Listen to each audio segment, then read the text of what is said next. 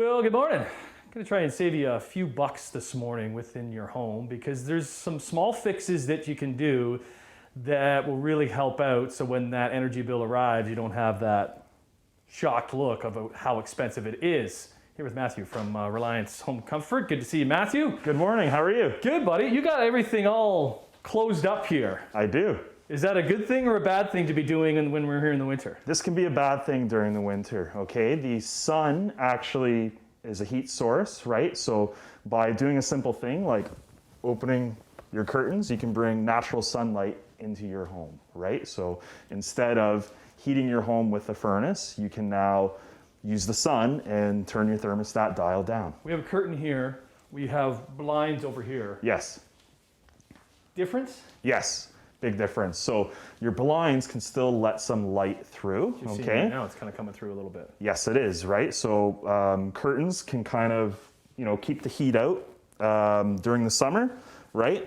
But then also keep the heat out during the winter, right? So it's good to open it up in the winter and bring some natural sunlight into your house. And then we're doing the exact opposite in the summer. Correct. Because you want to be bringing that. Correct. You want to be showing things, so you're not bringing that heat in. Correct. Okay. How do we know if there's little leaks in our windows? This is a fairly new house, so it should be pretty energy efficient as far as the windows and doors and things. Yeah, so a leakage, you're going to feel it with air actually coming through. Most heat loss in your home is through windows and doors, right? Also, with humidity, you can get, as you can see on the windowsill, just some... What's all this here? Yeah. That's caused by humidity, right? So if you have too much humidity in your house, you're going to get condensation on the windows here, and then it's going to drip down onto the windowsill, right? So that's a sign that, maybe you have to turn your humidifier down in your home. There should be, what if we don't even know if we have a humidifier? Right, so if you have a humidifier, it's usually located where the furnace is, okay? And basically, if you have too much humidity in your house, you're gonna notice a sign like that on the window. A sign that you need more is if you're petting your arm or a pet or your dog and you're getting a static electricity, that's a sign that you need to add humidity. You need to add some to your humidity home. to Correct. Okay, but again, when those type of things, if a little bit of air is coming in on some of these older homes, you're gonna start to see that on the bill that it's arrived. Absolutely, because you're now, you got a tool like the sun that you can be using, and you're not using it. You're now forcing your furnace into running more than it has to. Okay, one little tip there. We have 3 more tips with Matthew from Reliance Home Comfort. Something to do in the bathroom, something that we all do that we don't need to be doing. What about tankless water heaters? We'll get more on that. And thermostat. Come over here, Luke. Thermostats, right? Smart home thermostats. That could be a good way to save a few bucks. We'll tackle all that and come back on Morning Life. Woo! Maybe avoid this area for a little bit. Oh, let me turn on the fan here. So we're trying to help you with your energy bills. You want to go in there for a sec, Luke? Trying to help with you. Yeah, get in there. Get in there. Lock you in there. Back here with Matthew from Reliance Home Comfort. Come on in here, Matthew, because the bathroom, there's a number of things that you can save some bucks on that we don't know what we're doing in the bathroom. Correct. And one of them has to do with the fan. Correct. Yes. Sometimes we leave the bathroom and we leave the fan on running all day. Right, this is obviously going to draw up your hydro prices, right? Like your hydro bill. Sorry for that matter.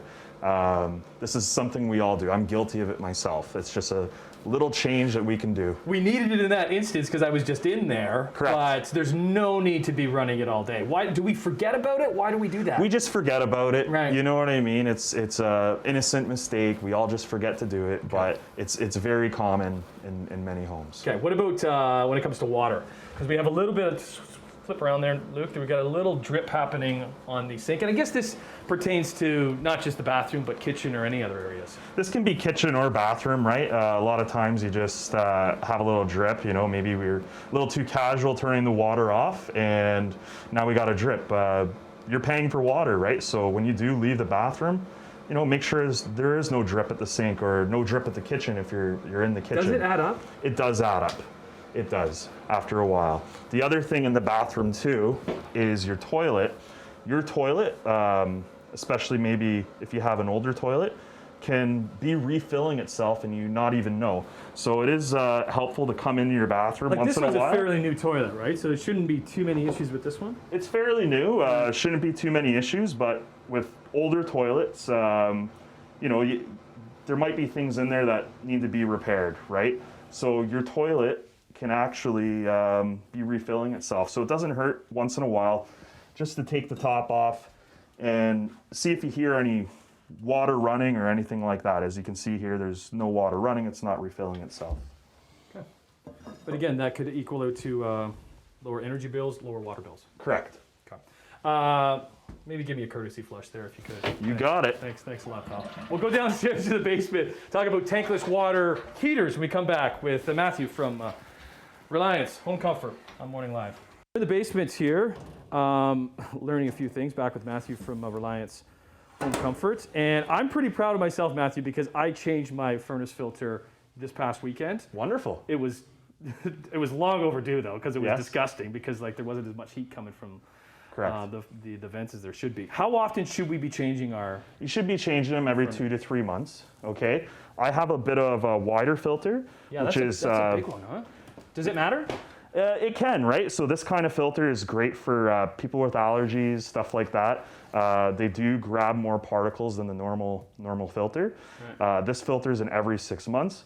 One little tip with filters, I actually write the date on it. Yeah. Right? Most common thing I see is people don't remember the last time they did the filter, right? So it goes in, the arrow always points to the furnace. That's how you know which way it goes in. Okay. Not the only filter you need to be changing though, as I realized off camera.